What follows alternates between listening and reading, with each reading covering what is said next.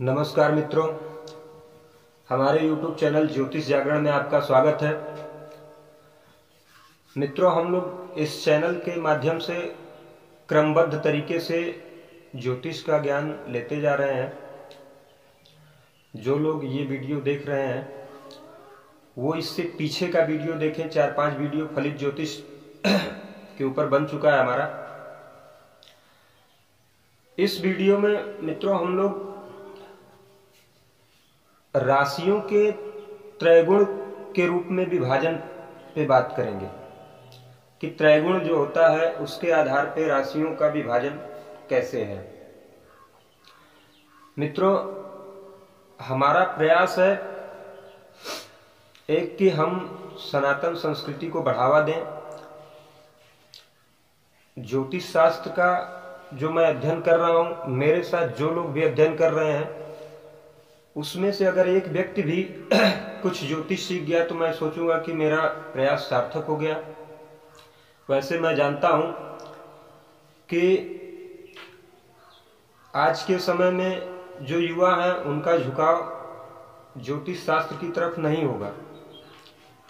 क्योंकि हमारे ऊपर पाश्चात्य संस्कृति का इतना गहरा प्रभाव हो चुका है कि हम लोग अपने सनातनी संस्कृति के बारे में सोचते ही नहीं है।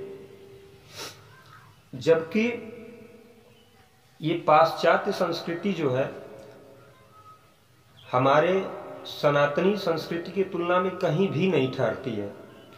अगर हम देखें तो पाश्चात्य संस्कृति में हम लोग जो खुद शिक्षा ग्रहण कर रहे हैं या अपने बच्चों को पब्लिक स्कूलों में भेज रहे हैं, वहाँ शिक्षा तो दी जाती है लेकिन संस्कार नाम का चीज नहीं वहाँ पे मिलता। जबकि हमारी सनातनी संस्कृति जो है इसके अंतर्गत जो है व्यक्ति को शिक्षा और संस्कार दोनों मिलते हैं। आप सोचिए, आप अपने बच्चे को पढ़ा लिखा के वेल एजुकेटेड बना दे रहे हैं, लेकिन वो किस काम का जब आपको बुढ़ापे में ओल्ड हाउस में या वृद्धाश्रम में बिताना पड़े, क्योंकि उनको संस्कार ही नहीं दिया जाता है कि माँ के साथ कैसा व्यवहार करना है, पिता के साथ कैसा व्यवहार करना है, भाई के साथ कैसा व्यवहार करना है, बहन के साथ कैसा व्यवहार करना है। उनको शुरू से ही वो संस्कार ही नहीं मिले। उनको उस स्कूल में एक पैसा कमाने वाली मशीन के रूप में तैयार किया गया है जो वो आगे जाके करते हैं। मित्रों, मैंने अभी एक बहुत ही सक्सेसफुल इंसान की आत्मकथा देखी है। रेमंड्स ग्रुप के मालिक हैं विजयपत सिंघानिया। उनकी एक आत्मकथा लिखी गई है जिसका नाम है द इनकम्प्लीट मैन। उनके बेटे जो है उनकी सारी संपत्ति पे अधिकार कर लिए हैं। जिस कंपनी को जमीन से लेकर आसमान तक पहुंचाए दिन रात मेहनत करके, आज उनको अपने घर से बेदखल कर दिया गया है। अपने ऑफिस में नहीं जाने दिया जाता है। ये अच्छी चीज नहीं है, लेकिन इसके पीछे कारण क्या है?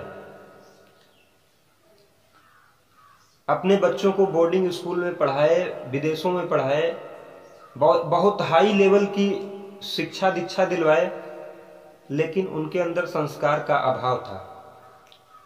उनके अंदर ये संस्कार ही नहीं है कि पिता के साथ कैसा व्यवहार करना है, माता के साथ कैसा व्यवहार करना है। पिता पुत्र में आज मुकदमेबाजी हो रही है। तो अच्छा, ये भी है कि हमारे ऊपर इसका इतना गहरा प्रभाव पड़ चुका है कि हम लोग इस पाश्चात्य कल्चर को पढ़ के और इसका अनुसरण करके अपने आप को बहुत गर्वान्वित महसूस करते हैं, जबकि हम अंग्रेज भी नहीं बन सकते। ये तय है कि हम उनके जैसा नहीं बन सकते। और अपनी संस्कृति जो सनातनी संस्कृति है, हमारे वेद शास्त्र पुराण है, जिनको धारण करे व्यक्ति तो उसको उपहास का पात्र बनाया जाता है। तो मित्रों, मेरी यही आपसे गुजारिश है कि हमें अपनी संस्कृति के बारे में जानना चाहिए और जाने भी क्यों नहीं, क्योंकि हमारी संस्कृति जब हमारे देश में थी तो हमारा देश विश्व गुरु हुआ करता था। आज हम पाश्चात्य संस्कृति का पीछा करते करते पिछलग्गू बन के रह गए हैं। खैर, इस पे बहस करेंगे तो बहुत आगे बात निकलेगी। हम लोग पाठ पे आते हैं। तो आज का पाठ हमारा है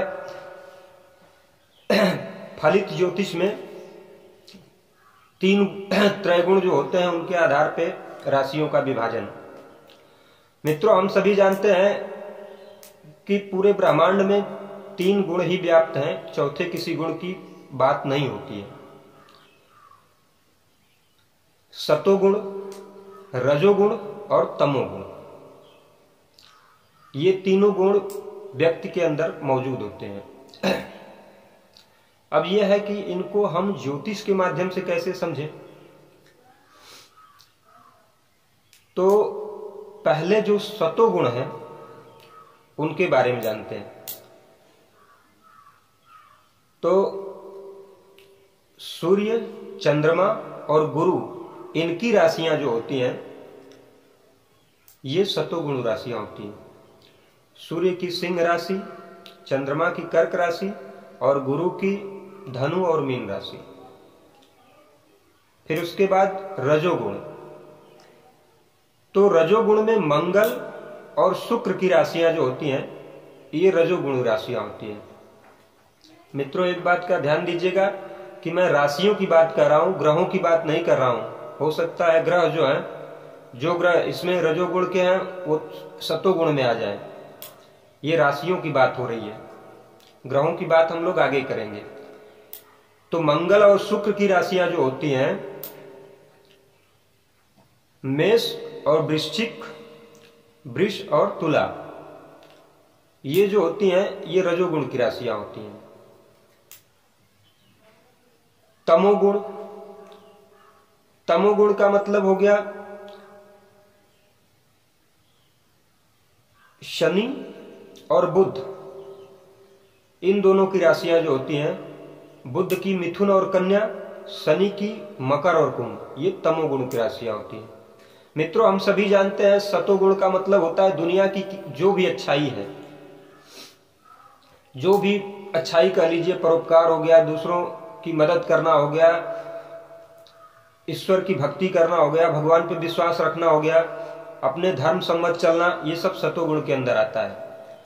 रजोगुण का मतलब हो गया कि राजाओं का गुण, जैसे सांसारिक सुख का उपभोग करना, अपने साथ साथ प्रजा का भी ध्यान देना। अब राजतंत्र तो है नहीं, लोकतंत्र है, तो उसमें आप कह सकते हैं जैसे जो हमारे मंत्री महोदय लोग हों, अगर उनके अंदर ये गुण विद्यमान है तो अपने तो वो सांसारिक सुख भोगेंगे ही, साथ में प्रजाजनों का भी ख्याल रखेंगे। उसके बाद हो गया तमोगुण। तमोगुण सबसे निकृष्ट गुण जो है दुनिया में, तमोगुण को ही माना जाता है। तमोगुण का मतलब जितनी भी बुराइयां हैं उसको इसके अंदर रख लीजिए, ठीक है। अपने स्वार्थ के लिए जीना, अपने आगे किसी को न सोचना, किसी को नुकसान पहुंचा देना, ये सब जैसे जितनी भी बुराइयां हैं वो तमोगुण के अंदर आएंगी।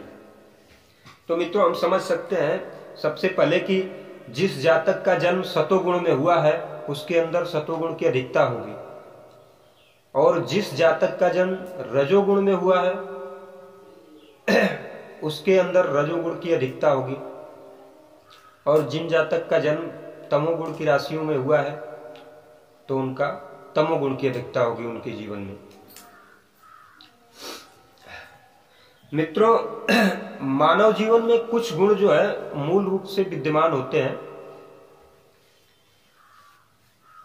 जैसे आत्मा, मन, बल, वाणी, ज्ञान, काम और दुख। इसमें से प्रथम जो है वो तो लगभग समान रूप से सबके अंदर होते हैं, लेकिन बाकी जो होते हैं वो ग्रहों की स्थिति पर निर्भर करते हैं। आत्मा के कारक सूर्य हैं, आत्मा सब में समान रूप से विद्यमान होती है। मन के कारक चंद्रमा है, चंद्रमा मन भी समान रूप से विद्यमान होता है। अब मन चंचल है, स्थिर मन है, क्या है, ये ग्रहों के ऊपर निर्भर करता है। उसके बाद बल के कारक मंगल हैं। वाणी के कारक जो है वो बुध हैं। ज्ञान के कारक जो हैं गुरु हैं, बृहस्पति हैं। काम के कारक जो हैं वो शुक्र हैं। और दुख के कारक शनि हैं। अब ये प्रथम दो को छोड़ दीजिए तो बल, वाणी, ज्ञान, काम और दुख, ये किसकी जन्म पत्रिका में ग्रह किस स्थिति में है ये निर्भर करता है। उस हिसाब से इन सब चीजों का विभाजन होता है। मित्रों, उम्मीद है आपको ये पाठ पसंद आया होगा।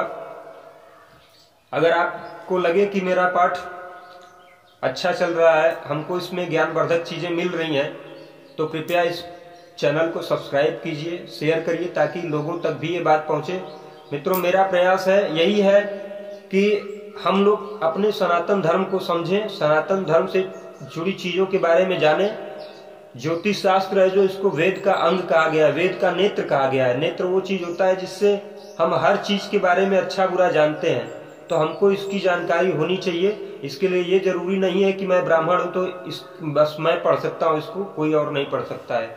कोई भी सनातनी जो है वो इसको पढ़ सकता है। सबको इस चीज के बारे में जाननी चाहिए। और पुनः मित्रों, एक बार अगर आपको पाठ अच्छा लगे तो लाइक करिए, शेयर करिए। और एक विनती है कि अगर आप पढ़ रहे हैं तो इसको शुरू से पढ़िए ताकि आपको कुछ समझ में आए। हर हर महादेव।